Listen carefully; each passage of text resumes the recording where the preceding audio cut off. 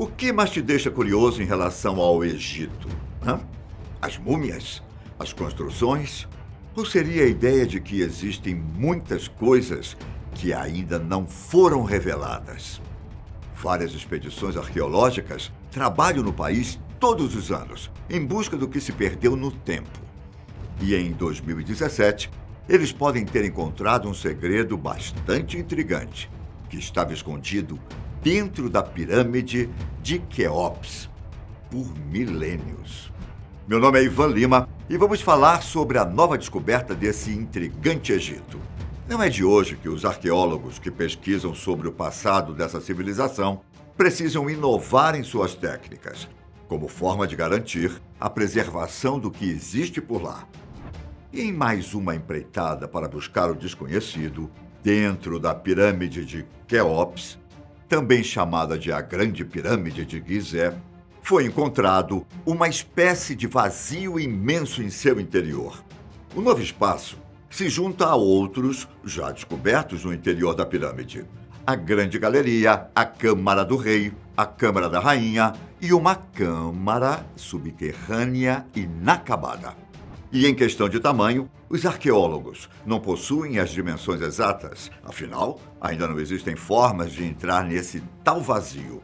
Mas estima-se que ele tenha aproximadamente 30 metros de comprimento. O que pode ter lá dentro, hein? Tesouros e artefatos escondidos? Um túmulo para alguém importante? Poderia ser. A verdade é que a descoberta trouxe mais perguntas do que respostas. E antes de entrarmos na questão de como o espaço foi encontrado, vamos dar uma volta em um dos maiores monumentos da história da humanidade. A única obra das 7 maravilhas do mundo antigo que sobreviveu ao longo dos anos. A Pirâmide de Quéops. Ela foi construída por volta de 2580 a.C. E a resistência dela por mais de 4 milênios é uma prova de que os egípcios não estavam para brincadeira quando decidiram construir o lugar de descanso para o faraó Quéops, um dos governantes da 4ª dinastia. É a maior do complexo das 3 pirâmides de Gizé, além de também ser considerada uma das maiores e mais pesadas obras construídas por seres humanos. Inicialmente, antes do processo de erosão e depredação, a pirâmide media 146 metros de altura, sendo feita com a utilização de cerca de 2.300.000 blocos. Alguns desses blocos pesando mais de 50 toneladas. De acordo com relatos do historiador grego Heródoto, que visitou a Grande Pirâmide de Gizé 2000 anos depois da sua construção, foram necessários 100.000 homens livres para erguer a estrutura, que, vale lembrar, tem 230 metros de largura. Além disso, foram necessários pouco mais de 20 anos para terminá-la. Inclusive, acredita-se que no topo da pirâmide havia uma grande pedra angular, possivelmente dourada, que brilhava intensamente com a luz do sol, fazendo com que o monumento fosse visto a quilômetros de distância. Em relação ao interior, esse é provavelmente o ponto mais interessante de toda a nossa viagem. E o ponto que você está curioso para saber, eu imagino. Bom, quando falamos sobre a Grande Pirâmide de Gizé, é preciso entender que as câmaras e as passagens internas possuem características únicas, muitas vezes enigmáticas. A câmara subterrânea, por exemplo, está incompleta e ainda aguarda o mistério de qual a real finalidade dela. Também existem diversos corredores e poços interligados, mais do que nas outras pirâmides encontradas no Egito. São passagens que não foram estudadas completamente pelos arqueólogos, já que algumas são estreitas demais para que um ser humano passe. Nesse caso, os pesquisadores usam robôs com câmeras para detalhar o interior. O trabalho foi tão complexo que ainda existem os chamados canais de ventilação, um na face norte e outro na face sul, que acabam se alinhando com as estrelas. E como se o monumento já não fosse tão misterioso, ele conta ainda com fossos para barcos. Como os faraós eram enterrados com as suas posses, acredita-se que os barcos de Quéops tenham sido guardados por lá. Aliás, um dos barcos, inclusive, foi encontrado muito bem conservado décadas atrás, sendo desmontado e remontado no museu em frente à pirâmide. O sarcófago e outros tesouros de Quéops ficavam dentro da Câmara do Rei, que foi bastante saqueada ao longo dos séculos.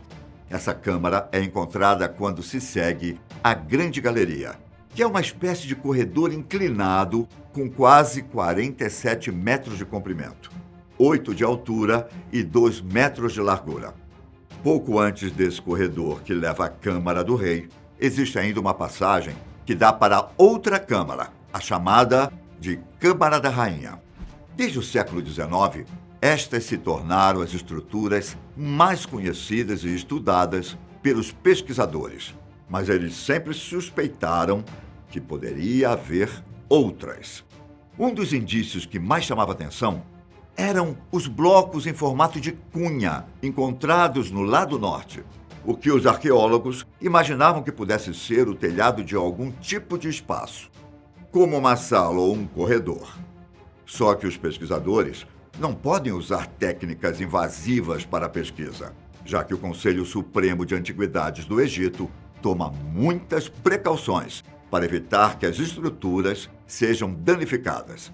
Tendo isso em mente, um pesquisador chamado Luiz Alvarez surgiu com a ideia de unir a física com a arqueologia para estudar o interior da pirâmide de Khafre, a segunda maior do complexo de Gizeh.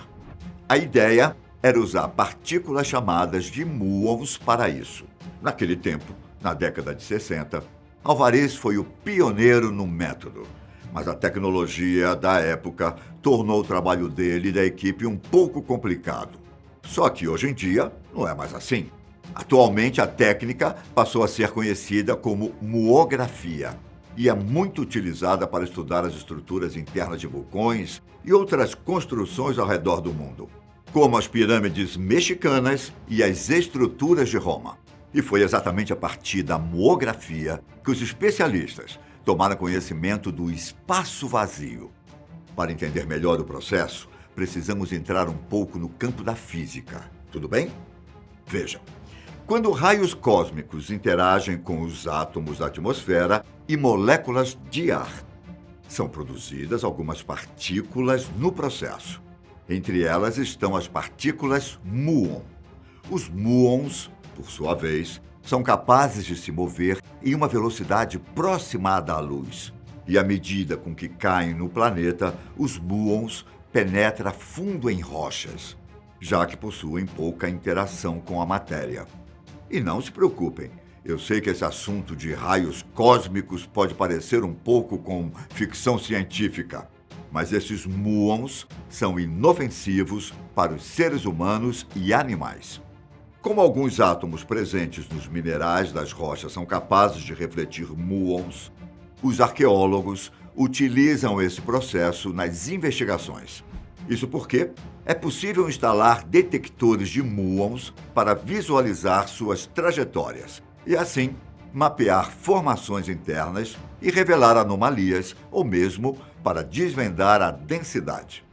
Todo esse processo foi utilizado a partir de 2015, quando o governo do Egito permitiu que pesquisadores começassem a explorar o interior da pirâmide de Quéops com novos métodos.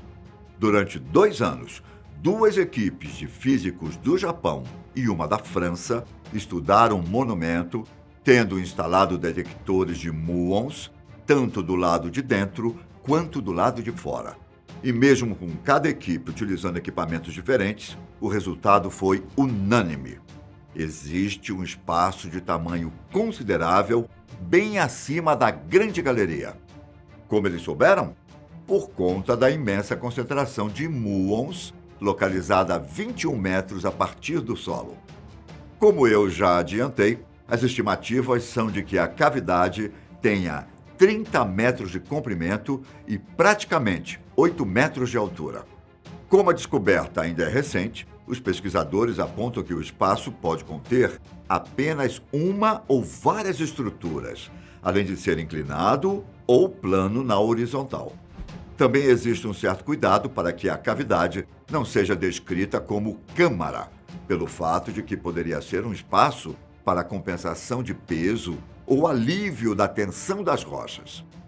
Esse tipo de estrutura, por exemplo, pode ser encontrada acima da Câmara do Rei.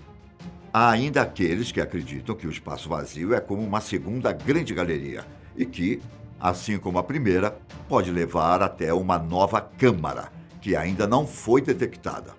Por causa do complicado acesso, os pesquisadores agora estudam formas de entrar na cavidade utilizando robôs pequenos, seja através de um corredor recentemente descoberto, que pode ou não ser ligado com o espaço, ou fazendo um buraco de 3 centímetros de diâmetro. Ainda é muito cedo para obtermos respostas conclusivas. Na sua opinião, o que existe lá dentro? Bom, eu vou ficando por aqui. Até a próxima. Tchau!